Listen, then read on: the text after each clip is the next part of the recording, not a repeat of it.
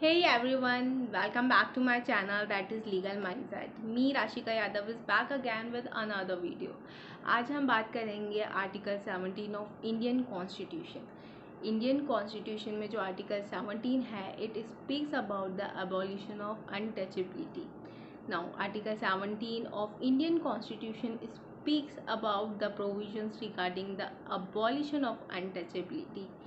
Now, as we all know that our fundamental rights has been provided under part 3 of the Indian Constitution, that is from article 12 to article 35, which guarantees us 6 different fundamental rights. Amongst these, the right to equality is given under article 14 to 18. In this video we are going to discuss about article 17. Now how it speaks, हम पहले वो discuss कर लेते हैं। Article 17 बोलता है that untouchability is abolished and any form of practice of untouchability is forbidden.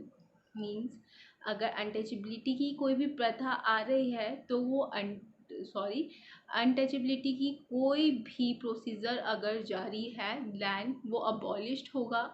Abolished करने के बाद भी अगर वो प्रैक्टिस जारी है then it should be punished. As we all know that article 17 बोलता है कि जो अनटचेबिलिटी के प्रैक्टिस हो रही है वो अकॉर्डिंग टू लॉ पनिशेबल है। ठीक है। नाउ अब क्या होता है कि जो फंडामेंटल राइट्स हैं हमारे, वो हमें गारंटीज करते हैं दैट हमारे जो भी इश्यूज हैं दे कुड बी, क्योंकि हमें एक अच्छी फ्रीडम प्रोवाइड की जाती है, जैसे कि फ्रीडम ऑफ स्पीच है, freedom of right to life है, इन सब के लिए। नाउ अंडर आर्टिकल जो है अनटचेबिलिटी की जो एक वर्ड गिवन है वो डिफाइन कहीं नहीं हुआ है।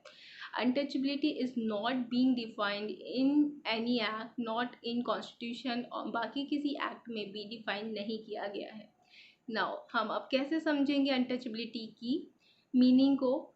ये मीनिंग हम समझते हैं from its historic practices, historic development से। नाउ जब अबॉलिशन ऑफ अनटचेबिलिटी आया था आर्टिकल 17 लेजिस्लेचर्स के थ्रू, तब क्या हुआ था, अनटचेबिलिटी को इन्वर्टेड कॉमास में ड्रॉप आउट कर दिया गया था। जब भी आप आर्टिकल 17 को पढ़ते हैं तो आप एक चीज़ नोटिस करेंगे कि जो अनटचेबिलिटी वर्ड है it will always fall under inverted commas. Means basically जो अनटचेबिलिटी का मीनिंग है, हम अगर सिंपल फॉर्म में लेते हैं तो क्या होता है, मींस अगर आपने किसी भी पर्टिकुलर इंसान को किसी भी पर्टिकुलर रीज़न के लिए, फॉर एग्ज़ाम्पल अगर किसी पर्सन को कंटेजियस डिजीज़ है या फिर कोई और डिजीज़ है एंड आपने उन्हें सेपरेट कर दिया है, डिस्क्रिमिनेट कर दिया है परमानेंटली या फिर कुछ टाइम के लिए, देन इसे अनटचेबिलिटी हम कह सकते हैं। But does it really mean so? नहीं, ये हम बात करेंगे according to the judiciary point of view से। अनटचेबिलिटी का मीनिंग क्या है, वर्ड क्या डिनोट करता है, that we will understand through the historic placement of the decisions of the court. Now एक केस आता है in Jaisingh versus Union of India. इस केस के अंदर राजस्थान हाईकोर्ट ने कहा कि जो अनटचेबिलिटी वर्ड है अंडर द आर्टिकल 17 वो इन्वर्टेड कॉमास में है। बेसिकली ये बात करता है about the discrimination on the basis of caste based discrimination जिसे हम कहते हैं। तो इसका जो because it falls under those inverted commas, तो हम इसका कोई लिटरल इंटरप्रिटेशन नहीं लगा सकते, हम इसे एक जनरल कंटेस्ट के तौर पे डिनोट नहीं कर सकते हैं। इसलिए ही हम इसे डिपिक्ट करते हैं on the basis of judiciary point of view, and उससे ही ये निकल के आया इसका meaning that is caste based discrimination. Now under article 17 also it is specifies कि अगर कोई भी डिस्क्रिमिनेशन हो रहा है किसी के साथ भी on the basis of their caste, then that practice is abolished and it's punished.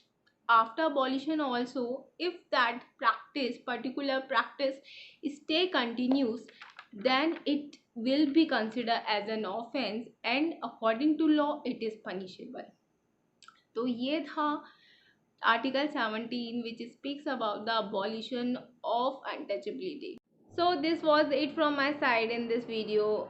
I hope you like this video. If you like my video, then please do hit a like button. Also subscribe to my channel, hit the bell button so that you can get notified whenever I upload any video. मिलते हैं next topic के साथ in the next video. तब तक stay safe, stay home, and thank you so much for giving your precious time. See ya next time.